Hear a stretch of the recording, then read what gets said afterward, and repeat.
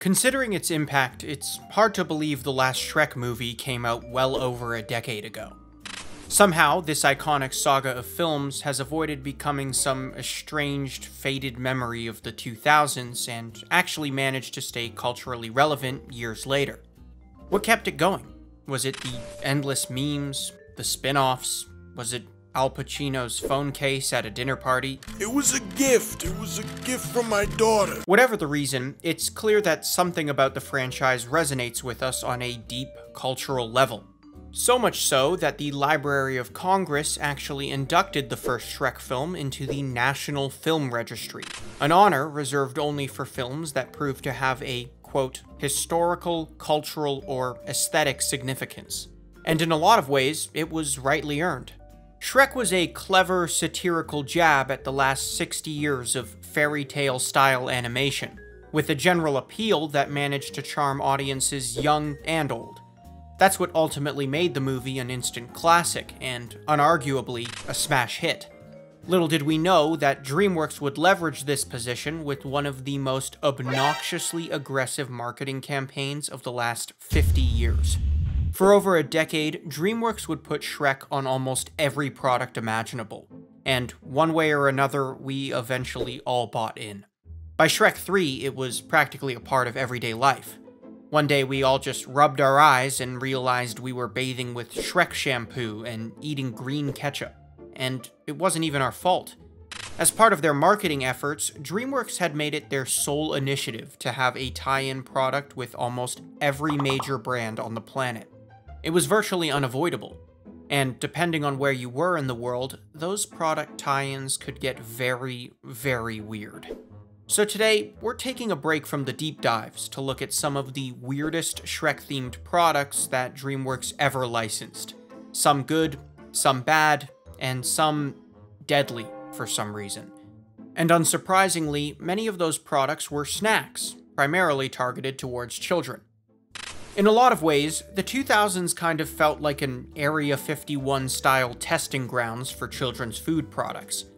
You had a lot of shameless use of artificial coloring, 14-syllable ingredients, dunkables, dippables, whatever this is, and a whole lot of other offenses. And it's not to say that these foods aren't still prevalent today, but we're talking about a time when a much larger portion of parents were less concerned with nutrition and more concerned with getting kids to just shut up and eat. And this kind of ignorance gave companies a lot more room for experimentation. Now, when it came to Shrek-themed food products, that was no exception. Somebody once told me the word. In 2000, Heinz took a look at a chart and realized that roughly half of ketchup consumers were children.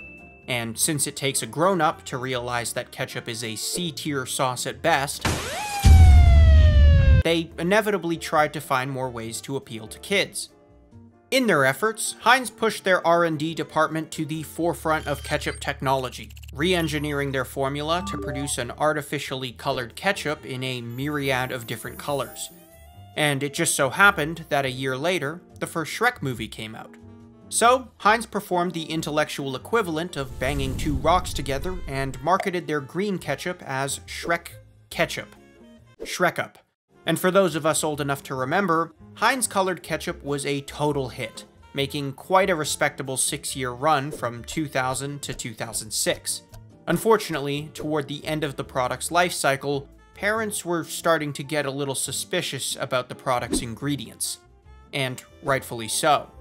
Turns out Heinz had chemically re-engineered their ketchup to the point where they legally could not call the product tomato ketchup. Maybe in hindsight, releasing mystery color wasn't such a good idea. Apparently TV dinners aren't so depressing when you're a kid, which is probably why Kid Cuisine was so popular. Just by looking at the boxes, Kid Cuisine appears to hold the record for having the highest amount of unidentifiable substances in its frozen meals, which is a record no food product should ever have. And apparently, the Shrek-themed dinners were no exception. Originally advertised for Shrek 2, these meals included Shrek-shaped nuggets, Shrek-shaped mac and cheese, and the ever-infamous swamp pudding, which advertised the ability to turn your tongue green. This marketing gimmick would go on to be mimicked by countless other products throughout the decade, and in my opinion, really exhausted itself by the time we got to Shrek Cheetos. Later on in 2010, Kid Cuisine would bring back the tie-in to promote Shrek Forever After, this time with a contest. That's right, if you were one of the lucky few to pull the coveted green tray from specially marked packages, you were granted the chance to win a trip to Universal Studios to meet Shrek, who, at least for a time, was still kind of a work in progress. So what's Kid Cuisine up to today? Any new products? Exciting new partnerships? Nope. From one look at their website, it barely looks like their menus changed. In fact, the company's never even made an effort to branch out with their meal items or provide healthier alternatives. But can we really expect much from a company that once advertised color-changing dessert as an attractive selling point? I don't think so.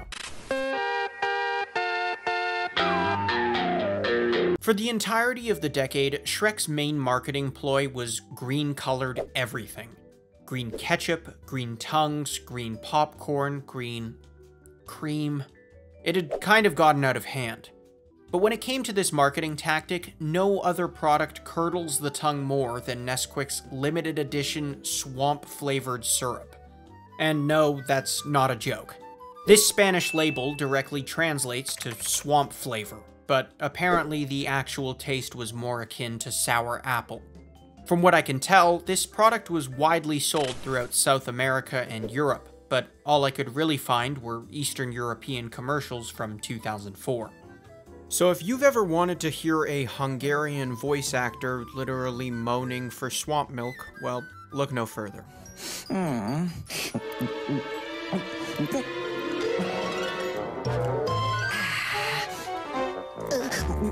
As much as I want to hate this product, I very well may be in the minority, as it appears as though a petition has been created to actually bring this stuff back. Oh, and they're like super close to reaching their goal, so if any of you want to be the change you wish to see in the world, I've gone ahead and linked the petition down below. That's it. Shrek Twinkies, or Shrinkies, were a Hostess tie-in product that was released exclusively for Shrek 2 and Shrek Forever After, boasting the same great Twinkie taste but with a Shrek-colored cream filling. This is just another product in a long line of Shrek-themed foods that oddly appears to contain some sort of preserved Shrek essence, and it is a trend I am all too glad has come and gone. And it seems I'm not alone in thinking this. In a presentation to the United States Senate, Senator Tom Harkin of Iowa also voices his distaste for Shrek Twinkies in what may be one of the funniest 2 minutes in American politics. Many, as I said, advertisements for junk food snacks use characters popular with children. Here's Shrek advertising Twinkies. I kind of like Shrek. And now using Shrek to poison our kids. Twinkies.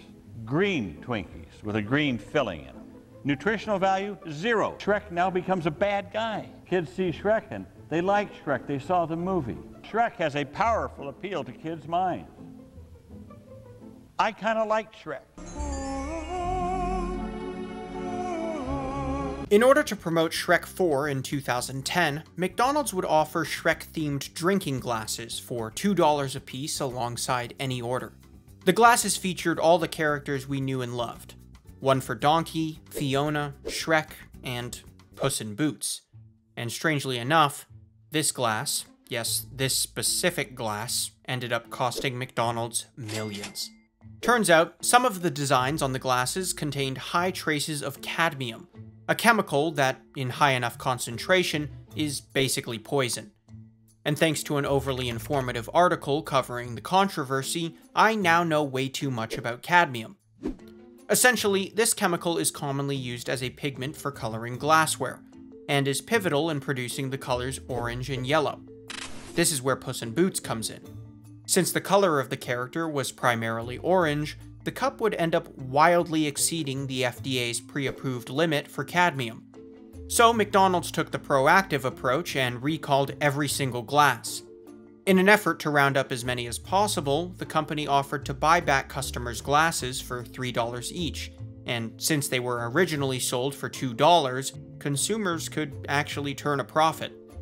Of course, McDonald's would lose money in the process, but as far as they were concerned, it was a much better option than a class action lawsuit. In the end, the company ended up recalling over 12 million cups, losing millions of dollars in the process. Considering the events, some might actually applaud McDonald's for their proactive response, but don't be fooled. This is the same company that got excited about putting cartoon ears on minimum wage workers, and it does not get more evil than that. Hallelujah. It seems like when it comes to Shrek marketing flops, no other sequel had it worse than Shrek Forever After. Along with the glassware scare, the film also received backlash when DreamWorks greenlit a promotional partnership with a men's fashion magazine. VMan, the publication in question, decided to use Shrek's creative license by superimposing the film's characters into racy photo shoots alongside suggestively clothed models, resulting in one of the most tasteless and awkward marketing campaigns I have ever seen. I mean, look at this. Not even Shrek wants to be there. Of course, VMan's attempts to market the movie to adults fell on deaf ears, and DreamWorks issued a public statement regretting the partnership. Ouch. The first honorable mention in the world of Shrek-themed marketing goes to Vidalia onions. In this day and age, there really aren't many clever ways to increase the sale of onions. There's really not much to them. But Vidalia got creative and partnered with DreamWorks in 2010 to promote just that, onions. And by God, it worked. Turns out an easy way to increase sales by over 30% is to stick a cardboard cutout of Shrek in front of your product, and that's exactly what Vidalia did. Seems like as long as Shrek was on the cover, kids were interested, and sales of Vidalia onions inevitably skyrocketed. Is this kind of a testament to the manipulative marketing power of child mascots? Probably, but at least in this case it wasn't Twinkies. Throughout Shrek's 10-year marketing run, McDonald's would produce countless Happy Meals, toys, and specialty menu items to promote Shrek movies. But no item came close to being as weird as the Shrek Ravioli Dippers. Exclusively sold in Australia, this pasta-based menu item was served as a limited-time meal to promote Shrek the Third. Of course, the reason it comes across as so bizarre is because it bears absolutely no resemblance to any specific food at all. I mean, the Shrek-shaped ravioli barely looks like pasta, and for some reason it's meant to be eaten with tongs? This Shrek Boyardee is just another of McDonald's numerous attempts at trying to put pasta on the menu, which is something they literally can't stop trying for some reason. As for me, I'll just stick with my Shrek shaken fries, thanks. In 2004, NASCAR legends Tony Stewart and Bobby Labonte would make DreamWorks history when they sported custom Shrek 2 liveries on their cars in 2004.